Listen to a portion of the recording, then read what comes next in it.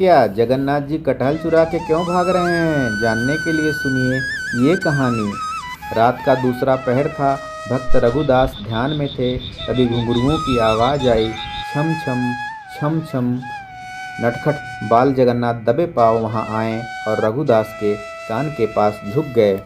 कान में फुसफुसाते हुए बोले, रघु, ओ रघु जागो, मुझे कटहल खाना है, मुझे चोरी करनी है। तो रघुदास जी हड़बड़ा कर बोले, प्रभु आप इतनी रात को? जगन्नाथ जी बोले, हाँ रघु, बहुत जोर की भूख लगी है। तो रघुदास जी बड़े प्यार से बोले, अरे तो आप चिंता क्यों करते हैं प्रभु? कहिए तो खीर ले आऊं, कहिए तो गर्मा गर्म मालपुआ ले आऊं, या कहिए तो ताज़ा माखन मिश्री ले आऊं। आप बस हुक्म कीजिए, मैं अभी ले आता हूँ। जगन्नाथ जी मुंह फुलाकर बोले, नहीं नहीं, आज मुझे वह सब नहीं खाना है। आज मेरा मन तो कटहल खाने का कर रहा है। रघुदास जी बोले, कटहल ठीक है सरकार, सुबह मंडी से सबसे पहले सबसे बढ़िया वाला ले आऊँगा। जगन्नाथ जी बोले, बाजार का नहीं रघु, मुझे राजा के बगीचे का चोरी किया हुआ कटहल खाना है। तो रघुदास बोले, चोरी?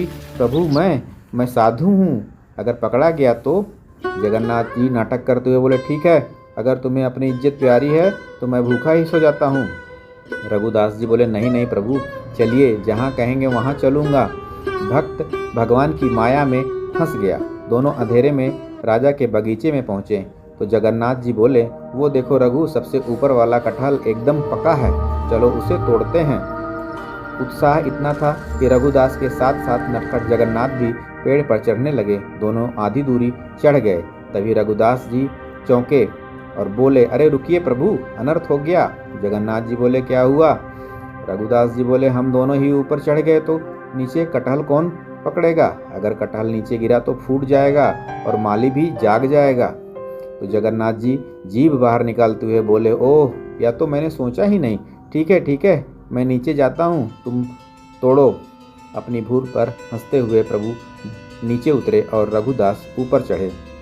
रघुदास ने ऊपर पहुंचकर जोर लगाया और बोले, प्रभु तैयार रहना, आ रहा है। लेकिन कटहल भारी था, हाथ से फिसला और सीधा जमीन पर गिरा, धड़ाम। रघुदास बोले, हे भगवान, मर गए।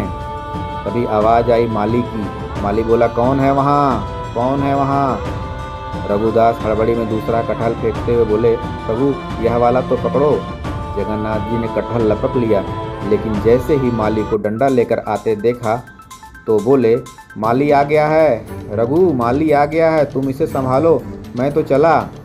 और नटखट प्रभु कटहल सीने से लगाकर ये से रफू चक्कर हुए जैसे हवा हो गए हों। माली उनके पीछे दौड़ा, लेकिन वो हाथ नहीं आए।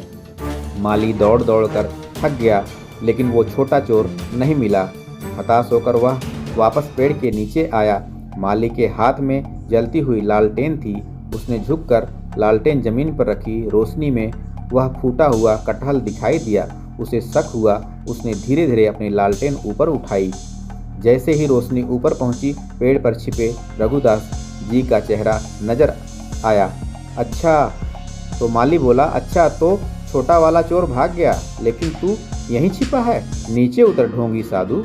बेचारे रघुदास रोशनी में कांप रहे थे। माली ने उन्हें पकड़ लिया और सुबह दरबार ले गया। राज दरबार सजा हुआ था।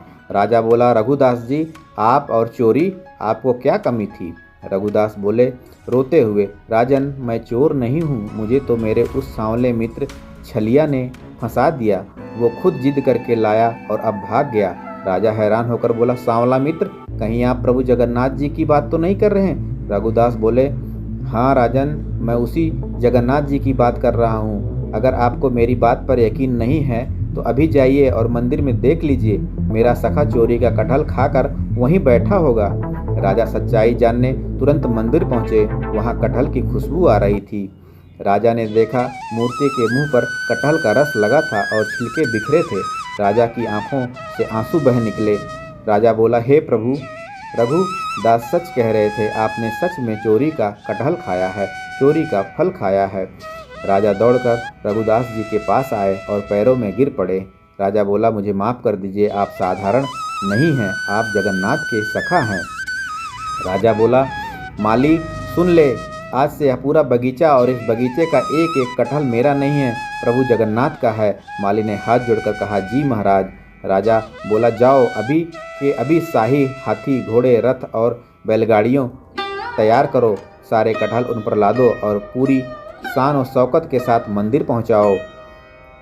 राजा का हुक्म पाकर पूरा शहर उमड़ पड़ा। कोई रथ पर, कोई हाथी पर, कोई बैलगाड़ी पर कटहल लादकर मंदिर ले जाने लगा। अब रोज प्रभु को भोग लगता है।